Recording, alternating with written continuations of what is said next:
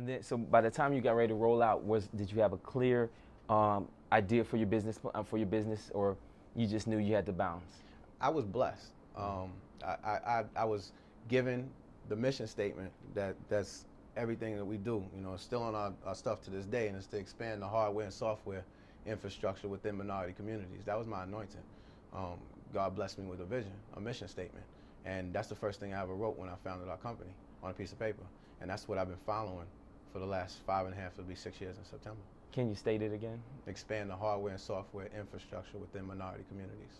And so with your mission statement revealed to you, and taking that move, breaking out from the corporate job, you know, I'm sure that there were many people who didn't see your vision when you left. I'm sure there were people who only saw how high you could go up as part of that corporate entity.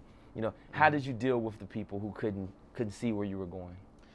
People thought I was crazy, because I was talking about technology and at one point talking about the internet in '95 when it first started to come from Mosaic to being more browser-based and different environments, and AOL was just starting to really start to launch and everything.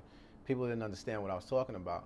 So my proposition was a little bit harder. With the enhanced CDs, people could kind of understand it, and that's where I really started, was in enhanced CDs. But as I started to migrate into talking about the web, it was very hard for people to grasp the concept of what I was talking about, and understand what the future was. So it was very difficult. But you know, I think one thing you learn is a poem that I have on my door in my office in New Jersey called If.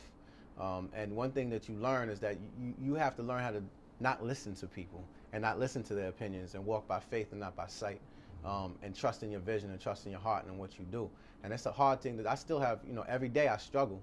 So it's a hard thing to do, but I think that's the difference between an entrepreneur and somebody who's going to work in a corporation. You know, there's a worker bee, and there's the person who's going to go out and take a chance. And there's nothing wrong with either one. I'm not judging one against the other, but I know that an entrepreneur has to have the faith to be able to sustain and go through people not believing in him and not understand, or her, and not understanding what it is that that person is going through. So you walk by faith and not by sight. That's how I had to deal with it, by shutting them out.